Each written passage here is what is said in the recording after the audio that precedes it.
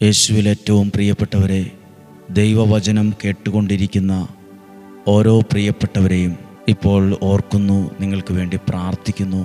ഈ മാസത്തിൻ്റെ അവസാന ദിവസങ്ങളിലേക്ക് വരികയാണ്. ഈ മാസം മുഴുവൻ ദൈവവചനം കേട്ട പ്രാർത്ഥനയിലൊപ്പമായിരുന്ന എല്ലാവരെയും ഓർക്കുന്നു, അവരെല്ലാം ഓർത്ത് പ്രാർത്ഥിക്കുന്നു. ദൈവവചനത്തിലൂടെ ദൈവത്തിൻ്റെ ശക്തിയാണ് ഒരാളിൽ വരുന്നത്.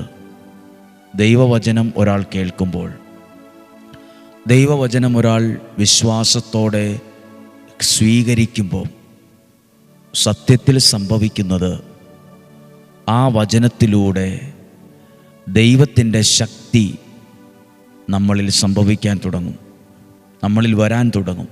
ദൈവശക്തിയുടെ പ്രത്യേകത നമ്മുടെ ശക്തി കൊണ്ട് പരിഹരിക്കാൻ, സോൾവ് ചെയ്യാൻ പറ്റാത്ത പ്രശ്നങ്ങളെ, പ്രതിസന്ധികളെ ദൈവശക്തിയിൽ പരിഹരിക്കാൻ പറ്റും, അല്ലെങ്കിൽ അത് സോൾവ് ചെയ്യാൻ പറ്റും. അങ്ങനെയെങ്കിൽ ഇന്ന് കേൾക്കുന്ന ഈ വചനം നിങ്ങൾ അനുഭവിക്കുന്ന പ്രശ്നങ്ങൾക്ക്, നിങ്ങൾ കടന്നു പോകുന്ന പ്രതിസന്ധികൾക്ക് ഒരു നല്ല ഉത്തരമാകാൻ, പരിഹാരമാകാൻ ഇടയാകട്ടെ എന്ന് ആദ്യമേ പ്രാർത്ഥിക്കുവാണ്. നിങ്ങൾ ഏതെങ്കിലും ഒരു വിഷമ സാഹചര്യത്തിലൂടെ ജീവിതം കടന്നു പോവുകയാണോ എങ്കിലിപ്പോൾ ഒന്ന് പ്രാർത്ഥിക്കുക. ഇന്ന് കേൾക്കുന്ന വചനം നിങ്ങളുടെ ജീവിതത്തിൻ്റെ പ്രതിസന്ധികൾക്ക്, പ്രശ്നങ്ങൾക്ക്, നിരാശയ്ക്ക് ഒരു പരിഹാരമായി മാറട്ടെ. നിങ്ങൾക്ക് വേണ്ടി പ്രാർത്ഥിക്കുന്നു. ഒരു ദിവസം ഒരു വലിയ പ്രതിസന്ധിയിൽ ഉള്ള ഒരാൾ അദ്ദേഹത്തിൻ്റെ ജീവിതവുമായി ബന്ധപ്പെട്ട് പ്രാർത്ഥിക്കാനായി വരുമ്പോൾ അദ്ദേഹം ഒരു സാക്ഷ്യം പറഞ്ഞു. അദ്ദേഹം പറഞ്ഞു, ഞാൻ ഇവിടെ വന്നത് ഒരു വലിയ പ്രയാസത്തോടെയാണ് ഈ ആലയത്തിൽ വന്നത്. എനിക്കന്ന് ഇവിടെ വന്നപ്പോൾ ഒരു കൂട്ടം ആളുകളുടെ പ്രാർത്ഥന ലഭിച്ചു. പിന്നീട് എൻ്റെ മനസ്സിൽ നിന്ന് എനിക്ക് അനുഭവിക്കാൻ കഴിഞ്ഞത്, എൻ്റെ പ്രതിസന്ധികൾ, വലിയ പർവ്വതം പോലെ എൻ്റെ മുമ്പിലുണ്ടായിരുന്ന പ്രതിസന്ധി എങ്ങനെയെന്നറിയില്ല, അത് മഞ്ഞുപോലെ ഉരുകി മാറാൻ തുടങ്ങിയെന്ന്. നമ്മൾ ഓരോരുത്തരുമുള്ളത് ഒന്നോ രണ്ടോ ആളുടെ പ്രാർത്ഥനയ്ക്ക് നടുവിലല്ല, ഒരു കൂട്ടം നല്ല മനുഷ്യരുടെ പ്രാർത്ഥനയ്ക്ക് നടുവിലാണ് നമ്മളുള്ളത്. അതും ഒരു അനുഗ്രഹമാണ്. പ്രത്യേകം പ്രാർത്ഥിക്കുന്നു, കർത്താവേ, ഞങ്ങൾ കേൾക്കാൻ പോകുന്ന ദൈവവചനം ഞങ്ങളുടെ ജീവിതത്തെ ഒരു പടി കൂടെ അനുഗ്രഹത്തിലെത്തിടയാകണമേ. പ്രാർത്ഥിച്ചുകൊണ്ട് പ്രതീക്ഷയോടെ ഈ വചനം ശ്രദ്ധിക്കാം. ഉൽപ്പത്തി പുസ്തകം 32-ാം അധ്യായം 26 മുതലുള്ള വാക്യങ്ങളുടെ അവസാന ഭാഗം ഞാൻ വായിക്കുകയാണ്. യാക്കോബിൻ്റെ ജീവിതവുമായി ബന്ധപ്പെട്ടാണ്. ഇങ്ങനെ യാക്കോബ് പറയുന്നുണ്ട്, 26-ാമത്തെ വാക്യം, അവൻ പറഞ്ഞു, നേരം പുലരുകയാണ്, ഞാൻ പോകട്ടെ. യാക്കോബ് മറുപടി പറഞ്ഞു, എന്നെ അനുഗ്രഹിച്ചിട്ടല്ലാതെ അങ്ങയെ ഞാൻ വിടുകയില്ല. അവൻ ചോദിച്ചു, നിന്റെ പേരെന്താണ്? യാക്കോബ് അവൻ മറുപടി പറഞ്ഞു. അപ്പോൾ അവൻ പറഞ്ഞു, ഇനിമേൽ നീ യാക്കോബ് എന്നല്ല, ഇസ്രായേൽ എന്ന് വിളിക്കപ്പെടും. കാരണം ദൈവത്തോടും മനുഷ്യരോടും നീ മല്ലിട്ട് ജയിച്ചിരിക്കുന്നു. യാക്കോബ് അവനോട് പറഞ്ഞു, അങ്ങയുടെ പേര് എന്നോട് പറയണമെന്ന് ഞാൻ അപേക്ഷിക്കുന്നു. എന്തിനാണ് എൻ്റെ പേരറിയുന്നത്? അവൻ ചോദിച്ചു. അവിടെ വച്ച് അവൻ യാക്കോബിനെ അനുഗ്രഹിച്ചു. ദൈവത്തെ ഞാൻ മുഖാമുഖം കണ്ടു. ഇന്ന് വ്യാഴാഴ്ച ദിവസം ഡെയിലി ബ്ലെസ്സിങ്ങിൽ ദൈവവചനം കേൾക്കുന്ന നിങ്ങളോട് ഈ വാക്യം വായിച്ചത് ഒറ്റ വാക്കിന് പ്രാധാന്യം കൊടുക്കാനാണ്. ഇവിടെ നിങ്ങൾ കേട്ട് കാണും, 32-ാം അധ്യായം 29-ാമത്തെ വാക്യത്തിൽ എഴുതിയിട്ടുണ്ട് അവസാനം, ദൈവം അവിടെ വച്ച് യാക്കോബിനെ അനുഗ്രഹിച്ചു. ദൈവത്തെ ഞാൻ മുഖത്തോട് മുഖം കണ്ടു. അവിടെ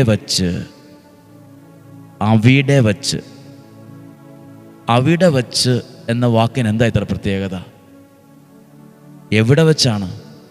യാക്കോബ് പ്രാർത്ഥനയിൽ ദൈവത്തോടൊപ്പം മല്ലുപിടിച്ച അല്ലെങ്കിൽ സമയം ചെലവഴിച്ച ആ സ്ഥലത്തു വച്ചാണ് യാക്കോബിനെ ദൈവം അനുഗ്രഹിച്ചത്. ഇവിടെ ഇരിക്കുന്ന വചനം കേൾക്കുന്ന പലരും ചോദിക്കാറുണ്ട്, എന്തിന് പ്രാർത്ഥിക്കാൻ പോകണം? എന്തിന് ആ സ്ഥലത്ത് ധ്യാനത്തിനും കൗൺസിലിങ്ങിനൊക്കെ പോകണം? എന്തിന് പള്ളിയിൽ പോകണം?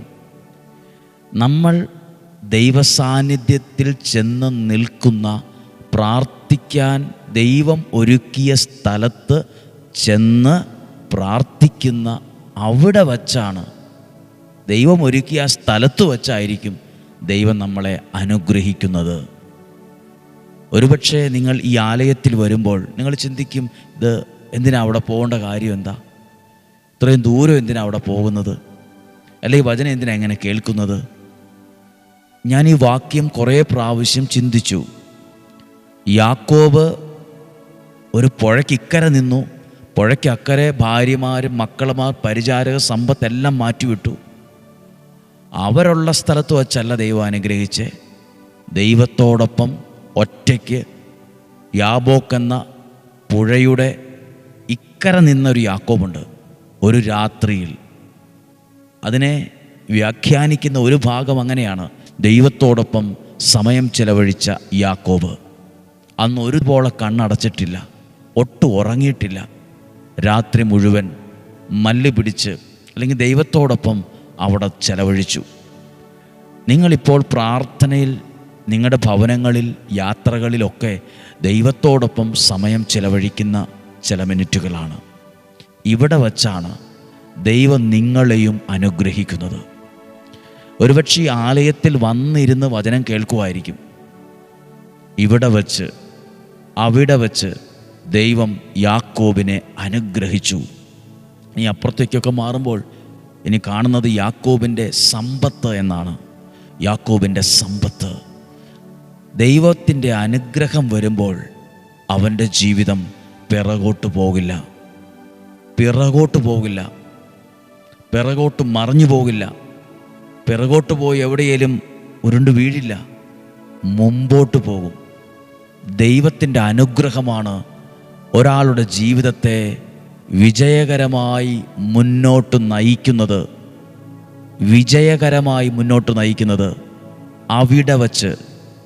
അവിടെ വച്ച് യാക്കോബിനെ ദൈവം അനുഗ്രഹിച്ചു. പ്രിയപ്പെട്ടവരെ, കുറച്ച് ദിവസം മുമ്പ് നിങ്ങളെ അറിയിച്ചിരുന്നല്ലോ, ഓഗസ്റ്റ് മാസം 1-ാം തീയതി മുതൽ നിങ്ങളുടെ കുഞ്ഞുങ്ങളുടെ പേരൊക്കെ പറ്റുവാണെങ്കിൽ എഴുതി അയച്ചേരെ. ഞങ്ങൾ ഈ 15 ദിവസം പ്രാർത്ഥിക്കാം ഡെയിലി ബ്ലെസ്സിങ്ങിൽ എന്ന് പ്രത്യേകം പറഞ്ഞിരുന്നല്ലോ. എന്തിനെന്നറിയാമോ? ഈ വചനമൊക്കെ വിശ്വസിച്ചുകൊണ്ടാണ്. യാക്കോബ് ഇക്കരെ നിന്ന് ഒരു ദിവസം ഒരു രാത്രി പ്രാർത്ഥിച്ചപ്പോൾ ദൈവം യാക്കോബിനെ അനുഗ്രഹിച്ചില്ലേ? അനേകം മനുഷ്യരുടെ കണ്ണുനീരോടെ പ്രാർത്ഥന ഉയരുന്ന ഒരു സ്ഥലമാണിത്. അനേകർ ഇവിടെ വന്ന് പ്രാർത്ഥിക്കുന്നൊരു സ്ഥലമാണ്. അവിടെ നിങ്ങളുടെ കുഞ്ഞുങ്ങളുടെ പേരുകളും അവരുടെ നിയോഗമൊക്കെ എഴുതി പ്രാർത്ഥിക്കുമ്പോൾ അവരെ ദൈവം ആ പേര് വച്ചിരിക്കുന്ന ആ സ്ഥലത്ത് വച്ച് ദൈവം നിങ്ങളെ അനുഗ്രഹിക്കുമെന്ന് ഞങ്ങൾ വിശ്വസിക്കുവാണ്. നിങ്ങൾക്കും അവധി കിട്ടുമ്പോൾ, സമയം കിട്ടുമ്പോൾ, ഒക്കുന്നൊരു സമയത്ത്, നിർബന്ധമൊന്നുമല്ല, നിങ്ങളും പ്രാർത്ഥനയുള്ള സ്ഥലങ്ങളിൽ പോകണം. ദൈവവചനം കേൾക്കണം, ദൈവത്തെ ആരാധിക്കണം, കുടുംബമായി പോകണം, മക്കളെ കൂട്ടിക്കൊണ്ടു പോകണം. എന്തിനെന്നറിയോ? അവിടെ വച്ചാണ് ദൈവം അനുഗ്രഹിക്കുന്നത്. എപ്പോഴും തിരക്കാണ്, എപ്പോഴും എല്ലാത്തിനും ഓടി നടക്കുന്ന സമയമാണ്. ഒന്നിനും ഒരു സമയമില്ല. ശരിയാണ്, തിരക്കുണ്ട്, യാത്രയുണ്ട്, ബിസിനസ്സുണ്ട്, കൃഷിയുണ്ട്, 100 കൂട്ടം കാര്യങ്ങളുണ്ട്.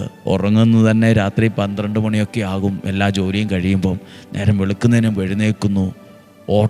ഓട്ടം, തിരക്കോട് തിരക്ക്. അതുമാത്രം പോരാ, നമ്മൾ കുറച്ച് സമയം ദൈവസന്നിധിയിൽ മാറ്റിവെക്കണം. കുടുംബമായി പ്രാർത്ഥിക്കണം. യാക്കോബ് തൻ്റെ സമ്പത്തും ഭാര്യമാരെയും മക്കളെ എല്ലാം യാബോക്കെന്ന കടവ് കടത്തിയിട്ട് തിരക്കൊണ്ട് പിന്നെയാകട്ടെ എന്ന് ചിന്തിച്ച് വെപ്രാളപ്പെട്ട് അങ്ങനെ അങ്ങ് പോയായിരുന്നെങ്കിൽ ഈ അനുഗ്രഹം അവിടെ വരത്തില്ലായിരുന്നു. യാബോക്ക് എന്ന കടവ് കടത്തിയിട്ട് യാക്കോബ് മാത്രം ഇക്കരെ നിന്നു. നമ്മളും ദൈവസന്നിധിയിൽ തിരക്കെല്ലാം മാറ്റി, ടെൻഷനൊക്കെ മാറ്റിവെച്ച് കുറച്ചു സമയം പ്രാർത്ഥനയിൽ ദൈവത്തോടൊപ്പം ആയിരിക്കുമ്പോൾ, ദൈവവചനത്തിൻ്റെ മുമ്പിലായിരിക്കുമ്പോഴാണ് നമ്മളെയും ദൈവം അനുഗ്രഹിക്കുന്നത്. 1-ാം തീയതി ശനിയാഴ്ചയാണ്, 2-ാം തീയതി ഞായറാഴ്ചയാണ്. അങ്ങനെയുള്ള 15 ദിവസങ്ങളാണ്. ഈ ശനിയാഴ്ച ഞായറാഴ്ച ദിവസങ്ങളാണെങ്കിലും മറക്കാതെ ആ പ്രഭാതത്തിലെ പ്രാർത്ഥനയിൽ നിങ്ങളുടെ കുഞ്ഞുങ്ങളെ ഓർത്ത് പ്രാർത്ഥിക്കും. ഇന്ന് വ്യാഴാഴ്ചയാണ്, നാളെ കഴിഞ്ഞ് മുതലാണ് പ്രാർത്ഥനകൾ ആരംഭിക്കുക. അത് ശ്രദ്ധിക്കുമല്ലോ. നമ്മുടെ എല്ലാ പ്രാർത്ഥനകളെ ഓർക്കാം. ഇന്ന് നമ്മൾ കേട്ട ഈ വചനം, യാക്കോബിനെ ദൈവം അനുഗ്രഹിച്ചതുപോലെ സ്വർഗത്തിലെ ദൈവം നിങ്ങളെയും അനുഗ്രഹിക്കട്ടെ. യാക്കോബിനെ ദൈവം അനുഗ്രഹിച്ചതുപോലെ എഴുതി പ്രാർത്ഥിക്കുന്ന ഓരോ കുഞ്ഞുങ്ങളെയും അനുഗ്രഹിക്കട്ടെ.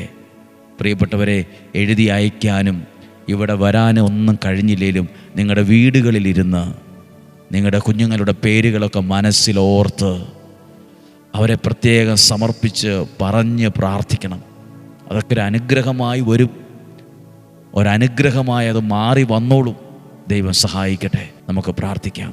കർത്താവേ, അങ്ങയുടെ വചനം ഇന്ന് കേൾക്കുന്ന ദൂരദേശങ്ങളിലിരുന്നും മറ്റു രാജ്യങ്ങളിലിരുന്നും വാഹനത്തിലിരുന്നും ഒക്കെ പ്രാർത്ഥനാ മുറിയിലിരുന്നും കുടുംബമായും ഒറ്റയ്ക്കും ഒക്കെ ഈ വചനം കേൾക്കുന്നവരുണ്ട്. ഞങ്ങൾ ഒന്നിച്ച് അവർക്ക് വേണ്ടി പ്രാർത്ഥിക്കുന്നു. അവരെ അനുഗ്രഹിക്കണമേ. ദൈവസന്നിധിയിൽ പ്രാർത്ഥനയോടെ നിന്ന് യാക്കോബിനെ തേടി വന്നതൊരു വലിയ അനുഗ്രഹമാണ്. അത് യാക്കോബിൻ്റെ ജീവിതത്തെ മാറ്റിമറിച്ചു. യാക്കോബിൻ്റെ ജീവിതത്തിന് അത് വഴിത്തിരിവായി. യാക്കോബിൻ്റെ കുടുംബത്തിൽ അത് അനുഗ്രഹമായിട്ട് മാറി. ഇപ്പോൾ പറഞ്ഞു പ്രാർത്ഥിക്കുക, കർത്താവേ, അങ്ങയുടെ സാന്നിധ്യം ഇന്ന് വചനം കേൾക്കുക ഓരോ വ്യക്തികളിലും വരണമേ. ഈ വചനം കേൾക്കുന്ന വ്യക്തികളിൽ രോഗികളുണ്ട്, ക്ഷീണമുള്ളവരുണ്ട്, മനപ്രയാസമുള്ളവരുണ്ട്, നിരാശയുള്ളവരുണ്ട്, വിധവകളുണ്ട്, കുഞ്ഞുങ്ങളെ ഓർത്ത് ഭാരപ്പെടുന്നവരുണ്ട്, കടബാധ്യതയിൽ കഴിയുന്നവരുണ്ട്, PR-ന് വേണ്ടി പ്രാർത്ഥിക്കുന്നവരുണ്ട്, വിസയ്ക്ക് വേണ്ടി പ്രാർത്ഥിക്കുന്നവരുണ്ട്, നല്ലൊരു ജോലിക്ക് വേണ്ടി പ്രാർത്ഥിക്കുന്നവരുണ്ട്, രോഗസൗഖ്യത്തിന് വേണ്ടി പ്രാർത്ഥിക്കുന്നവരുണ്ട്, വിവാഹം നടക്കാൻ വേണ്ടി പ്രാർത്ഥിക്കുന്നവരുണ്ട്, തലമുറകളെ ലഭിക്കാൻ വേണ്ടി പ്രാർത്ഥിക്കുന്നവരുണ്ട്, വിവിധതരം സാമ്പത്തിക ബുദ്ധിമുട്ട് അനുഭവിച്ച് അതിലൊരു പരിഹാരത്തിന് വേണ്ടി ആഗ്രഹിച്ച് പ്രാർത്ഥിക്കുന്നവരുണ്ട്. ഇനി എന്തു ചെയ്യും, എങ്ങനെ മുന്നോട്ട് നീങ്ങും എന്ന് ഭാരപ്പെടുന്നവരുണ്ട്. ഞങ്ങൾ അവരെല്ലാം ഓർത്ത് പ്രാർത്ഥിക്കുന്നു, അവർക്ക് വേണ്ടി പ്രാർത്ഥിക്കുന്നു. ഡെയിലി ബ്ലെസ്സിങ്ങിൽ ദിവസവും വചനം കേൾക്കുന്നവരെ ഒന്നിച്ച് അനുഗ്രഹിച്ച് പ്രാർത്ഥിക്കുന്നു. ദീർഘായുസ്സും ആരോഗ്യവും നൽകണമേ, സന്തോഷവും സമാധാനവും നൽകണമേ. രോഗങ്ങൾ, അപകടങ്ങൾ, ദുർമരണങ്ങൾ, മൂപ്പെത്താത്ത മരണം, ചതികളിൽ നിന്നും വഞ്ചനയിൽ നിന്നും നിരാശയിൽ നിന്നും കുറ്റബോധത്തിൽ നിന്നും ഞങ്ങളെ സംരക്ഷിക്കണമേ. ദീർഘായുസ്സും ആരോഗ്യവും സന്തോഷവും സമാധാനവും നൽകട്ടെ. രോഗങ്ങൾ, അപകടങ്ങളെല്ലാം മാറിപ്പോകട്ടെ. അസൂയയിൽ നിന്നും വെറുപ്പിൽ നിന്നും ഞങ്ങളെ സംരക്ഷിക്കണമേ. അസൂയയിൽ നിന്നും വിദ്വേഷത്തിൽ ഞങ്ങളെ കാത്തുകൊള്ളണമേ. മന്ത്രവാദത്തിൻ്റെ, കൂടോത്തര ശുദ്രപ്രയോഗത്തിൻ്റെ എല്ലാ തിന്മയുടെ, അസ്വസ്ഥതയുടെ, നാരകീയ ശക്തികളിൽ നിന്ന് ഞങ്ങളെ സംരക്ഷിക്കണമേ. ഒരു ദോഷവും ഒരു തിന്മയും ഒരു അനർത്ഥവും വരാതെ ഞങ്ങളെ പരിപാലിക്കണമേ. ഇന്നും ജീവിക്കുന്ന യേശുവിൻ നാമത്തിൽ നിങ്ങൾക്ക് വേണ്ടി പ്രാർത്ഥിക്കുന്നു. ഇന്ന് വൈകുന്നേരം 7 മണിക്ക് വിശുദ്ധ യൂദാശ്ലീഹായുടെ മാധ്യസ്ഥതയിൽ നൊവേന ചൊല്ലിയുള്ള പ്രാർത്ഥന നിങ്ങൾ ആഗ്രഹിക്കുന്നെങ്കിൽ പങ്കെടുത്ത് പ്രാർത്ഥിക്കുക. നിങ്ങൾക്ക് വേണ്ടി പ്രാർത്ഥിക്കുന്നു, നിങ്ങളെ അനുഗ്രഹിച്ച് പ്രാർത്ഥിക്കുന്നു, ഇപ്പോഴും എപ്പോഴും എന്നേക്കും. ആമേൻ. ദൈവം അനുഗ്രഹിക്കട്ടെ. നല്ലൊരു ദിവസം നിങ്ങൾക്ക് ആശംസിക്കുന്നു. സാധ്യമായ എല്ലാവർക്കും അയച്ചു കൊടുക്കണം. ഇന്നത്തെ പ്രാർത്ഥനയിൽ നിങ്ങളെയും ഞങ്ങൾ ഓർത്ത് പ്രാർത്ഥിക്കും. നാളെയും 5:30 ഒരുമിച്ച് കാണുന്നതുവരെ സ്വർഗത്തിലെ ദൈവം നമ്മെ ഓരോരുത്തരെയും സൂക്ഷിക്കട്ടെ, സംരക്ഷിക്കട്ടെ.